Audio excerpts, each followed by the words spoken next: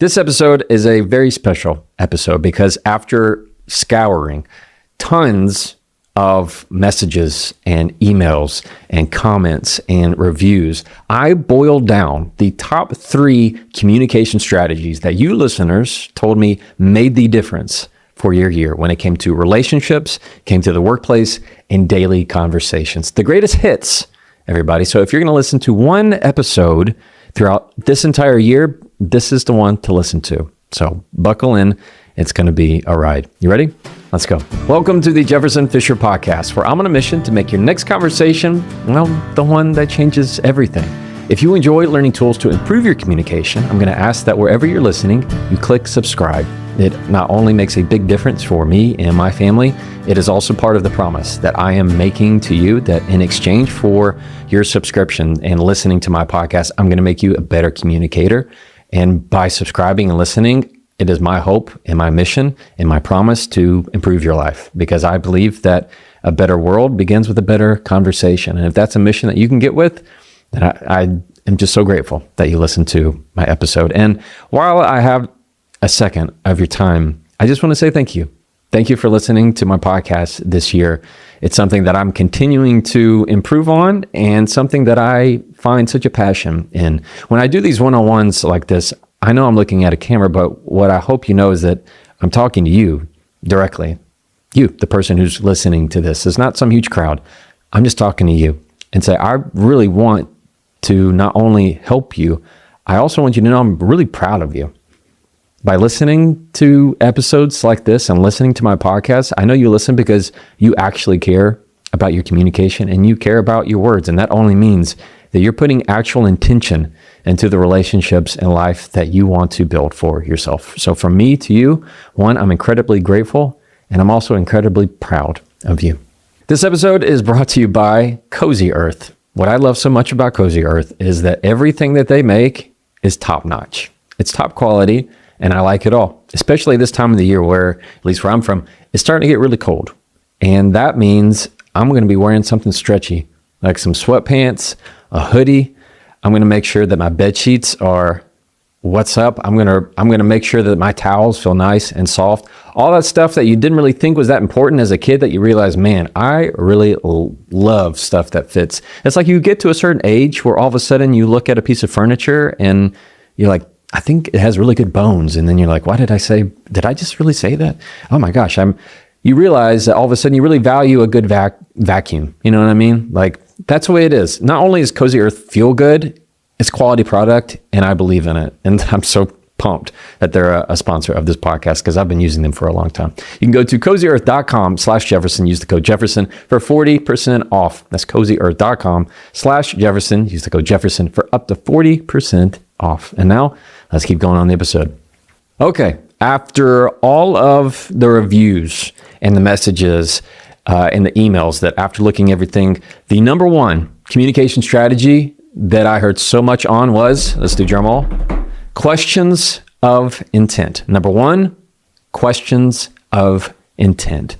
What are those? Questions of intent are the things that you go to when somebody's saying something that is hurtful, something belittling, something that is rude, whether or not they intended it or not, something that makes you go, I didn't like that. No, I don't like that. So it could be either in person, somebody says something, maybe it's an email, maybe it's a text. Instead of responding in kind with what you thought they said, maybe they said something that you read as ugly. Well, there's two choices. Either they meant it as ugly or they didn't. Either way, a question of intent is your number one tool in the toolbox. Why? Because it does two things.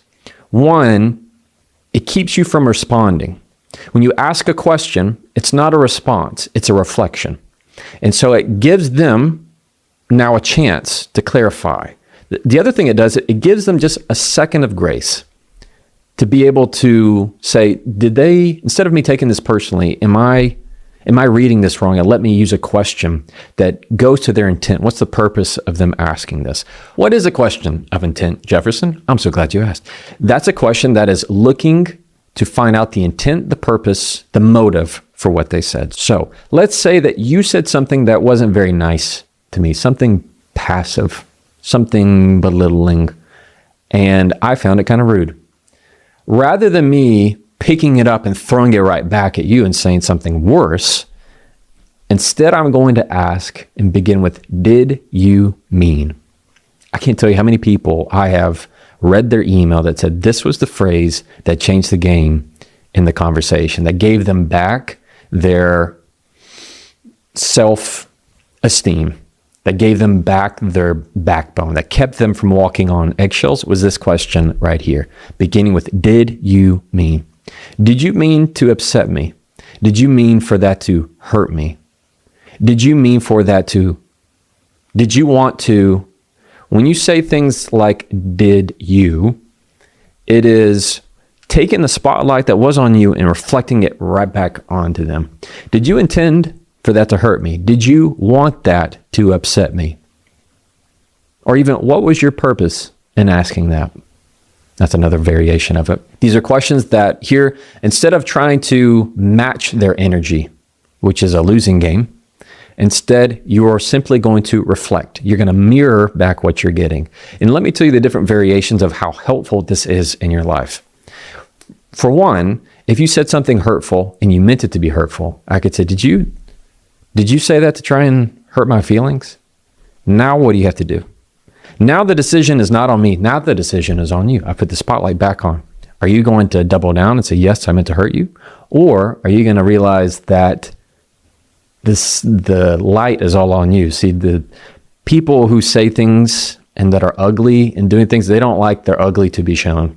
They were just hoping you'd have that quick response. They want that hit of dopamine from you in your negative reaction. And when they realize, wait, I'm not getting it, that's not happening, they typically will shy away from it quickly. They'll say, no. I mean, what I meant to say was, not really. And they start to crawfish backwards. They start backpedaling. Now, if they double down on it, then what I like to say is, thank you. Thanks for letting me know. And then I let them live with their words. I'm not going to carry that. So let's say you intended it. That's where it goes. Now, what if you didn't mean to? It was an accident. Maybe you said the wrong thing. If I said, did you mean for that to hurt my feelings? It gives you the chance. They go, no, that's not what I meant. No, what I meant to say was, no, I said that wrong. This works really well. Listen to me.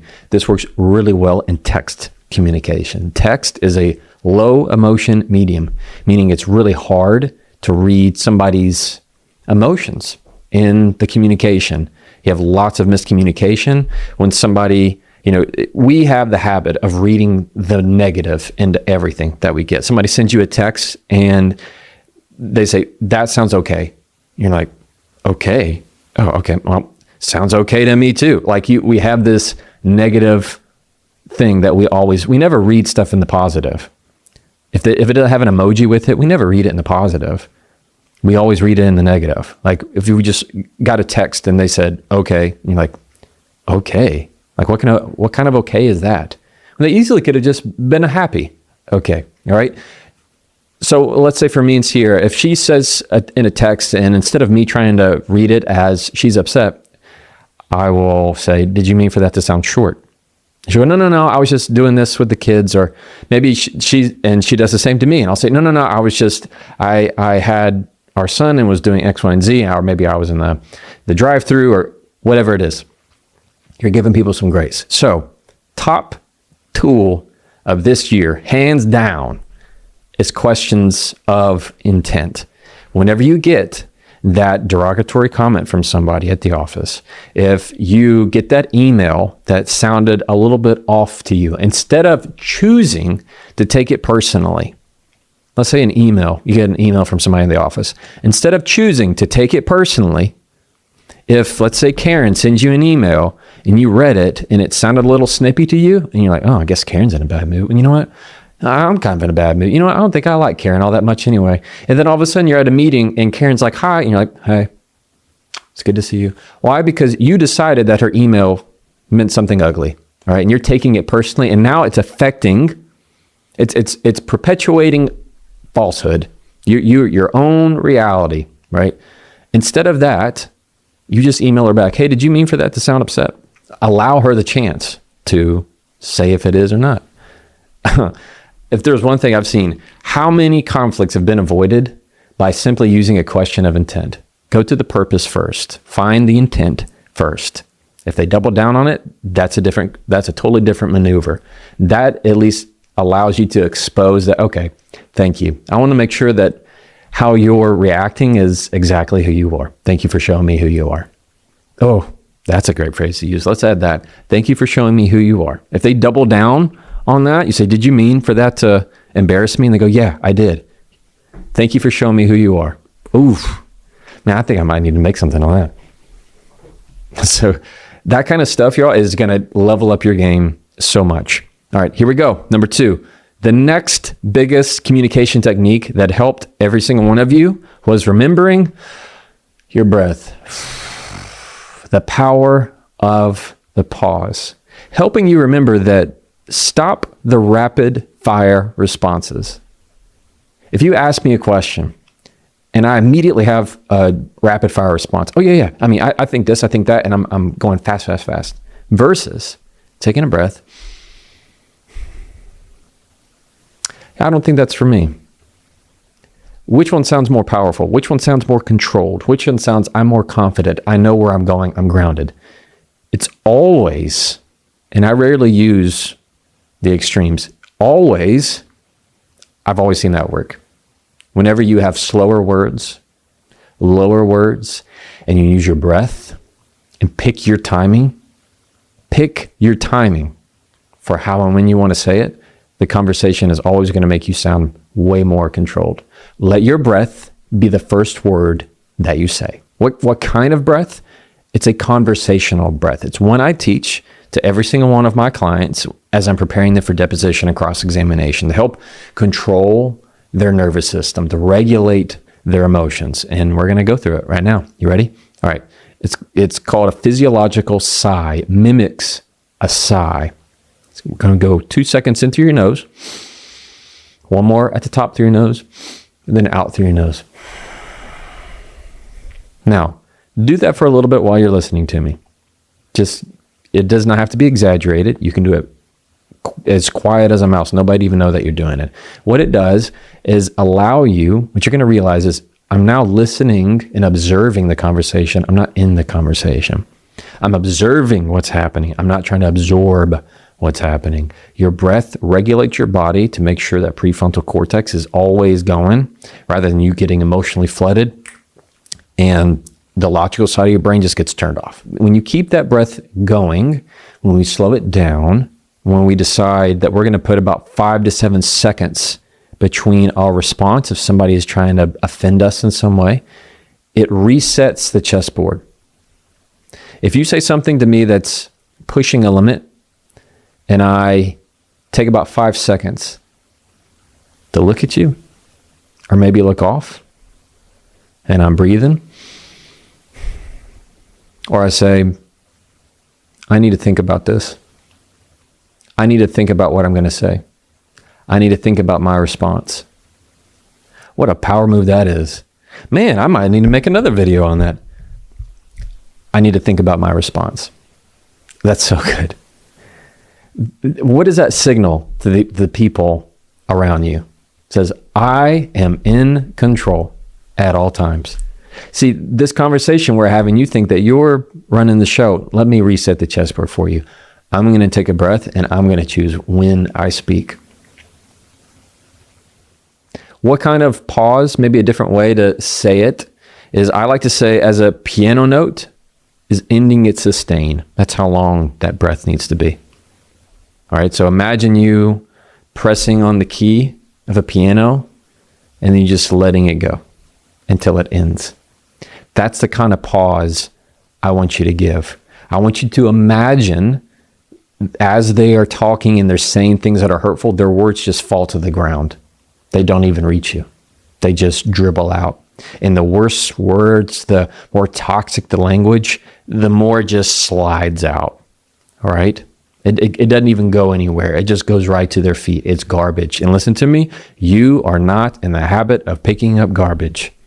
When they say things that are horrible, despicable things, you do not pick those up. You let them sit in it. Let them stain in it. Don't go anywhere near it. You stay clean away. How we do that using our breath and pauses. I want to take a quick second to tell you about Fabric by Gerber Life. Every year I would tell myself that I need to take care of a few things, like that list that you have to take care of, and by the end of the year, you're like, I didn't really get to. You have a few of those things. It's hard. Life insurance was definitely one of those things for me, and what really made the difference of knowing of how much it affects my family, if I'm actually protecting the people that I love, and it became something that is now no longer off my list. Fabric by Gerber Life is a term life insurance you can get done today. Today, that's right. Made for busy parents like you, like me, all online on your schedule right from your couch. You can be covered in under 10 minutes with no health exam required. Fabric keeps it easy, flexible, high-quality policies that fit your budget, backed by Gerber Life, trusted for over 50 years. That's one thing about life insurance, is that you don't think about it until you actually start thinking about it. And it really makes a big difference for the security of your family. If there are dependents and people who rely on you, it's a question that we don't really ever want to face. And that is, what happens if you are not here anymore? Life insurance at least gives some amount of security of knowing that they're going to be okay, even if you're not around. And that's the kind of thing that really makes a difference. Join the thousands of parents who trust Fabric to help protect their family. Apply today in just minutes at meetfabric.com/Jefferson. That's meetfabric.com/Jefferson. Policies issued by Western Southern Life Assurance Company, not available in certain states. Prices subject to underwriting and health questions. And now back to the episode. And number 3, one of the top 3 communication strategies of this year is saying less. Saying less. So many of you said, I have a problem over explaining. I say too many words. And then after the conversation, I am kicking myself because I just couldn't stop talking. I couldn't stop talking. Hey, first off, I want you to understand there's nothing wrong with that. You're normal. You're just fine. Why does it happen? Generally, it happens because of a deep insecurity, of feeling like you're not being believed. My guess is it has to do with things that happened in your past as a child. I feeling like you had to talk more to be listened to. You had to talk more to feel believed. You had to talk more to feel competent, and that you always needed to over-explain in order for you to feel okay. And that's continued to become a pattern in your life. That is perfectly okay. It can be changed. We can do all kinds of techniques, but I want you to understand, just because you talk a lot, nothing wrong with you, all right? I was a kid that always talked a lot. I know lots of people who talk a lot. It matters when the moment matters. If you're over-explaining when you need to say less, then it's always going to hurt in some way, because if you're in a conflict with somebody and you start over-explaining and you keep on talking, what happens is the other person loses the point. Because instead of trying to listen to the point you're trying to make, they start getting defensive about the additional things you're adding. So you might try to be recalling a story of like, well, you did this and I did this, and then you just start talking. You're not getting to the point, and the other person goes, well, that's not how I would put it. Well, that feels a little harsh. And they start getting more defensive because you're just saying surplus information, things that are not relevant to the point. And maybe even if they are relevant, they are not helpful. What's the mindset that I want you to have? This is something that resonated so much with many of you. And it is, instead of being a waterfall, be a well. Rather than feeling like you have to gush information and give them way too much, and so much so that the message just gets swept away, a waterfall of information, more than they can possibly even hold at that moment, where it's going to confuse them, it's going to overwhelm them, be a well. All right. A well is very confident in the depth of its knowledge. A well is always going to give you exactly what you came there to get.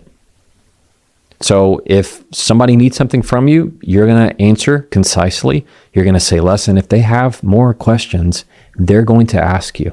This is the time, this is the season of your life that you're going to trust that if somebody needs something, they will ask. You're not going to just selflessly give and people please and try to over-explain, because that's not helping them. You're trying to do it to help yourself.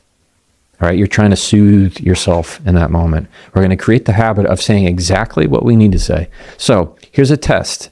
All right, here's a test. and I do this for companies all the time. If you can't say it in 3 sentences, you need to rethink it.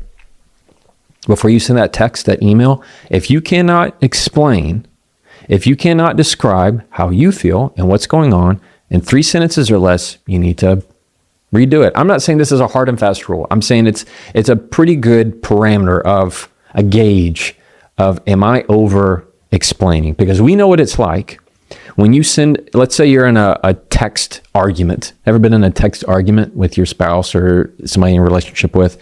And or maybe a friend. And what do? We write like a whole paragraph of text, and you send it. Do they even really respond to the point you're making? No, they chose to pick off something else that you said, and they decided to start off a fight about that. Why? Because you gave too much. You gave too much. You need to be concise. So when you say less words, you sound more confident. You sound more assertive. Less is more. All right? Silence, meaning me choosing not to say anything. Silence can never be misquoted. Silence can never be misquoted. When I am saying less words, it means I'm choosing my words. So let's put it to the test. If I can't explain this whole episode in 3 sentences, and this is just me going off the cuff here, this is what it would be. You ready? Number 1, if you want to address something that is offending you, use a question of intent to reveal its true motive. Number 2, anytime that you feel like things are sweeping too fast in the conversation, use your breath and a conversational breath to slow it down and maintain control on your pace. And number 3, when you want to sound more confident, use less words. Over-explaining has a tendency to hurt you more than it helps you. Period. All right? That's 3 sentences. I want you to know there's nothing inherently wrong with over-explaining. It just cuts down on your credibility. It's like this mindset of the more words it takes to tell the truth, the more it kind of sounds like a lie. The more words it takes you to explain something, the more it sounds maybe you don't really know what you're talking about. When you have concise words, it helps you. It helps everybody. And that means better conversation. All right, how's that? Concise, no over-explaining, straight to the point. And it's part of the reason why I like doing my content the way I do it, is because when I can be extremely concise in my 1, 2, 3s in making the content that's going to be short, impactful, practical, you're going to absorb it more. What does that mean? When I give shorter content, it's easier to digest. I'm still going to do long form content. This is a form of long form content, though this is shorter. This is a shorter podcast, but I like shorter version because it fits my life. So I like doing 15-minute podcasts because that makes my life easier. I don't have to be away from kids as long if I have to do it to make sure I can go pick them up from school. Like, that's the kind of priority I'd rather set in my life than trying to have a much longer podcast. Maybe we will sometime, but that's just not the stage of life I'm in right now. So what's another good takeaway? Make sure that your communication fits you. Make sure the conversations you're having fit you. Go back through the year. Write down the top 3 things, the conversations that you struggled with. Not, you don't have to be specific, just the type. Maybe you struggled with conversations that have to do with asking for something. Maybe they're conversations that you struggle with saying no to something, turning them down. Whatever it is, I want you to send me another email. Write a comment. Tell me how the year has impacted you and what strategy you've implemented that maybe it's not on the top 3 list. That's something you should add this to the top 3. If you find that there should be another I should add, maybe a number 4, tell me.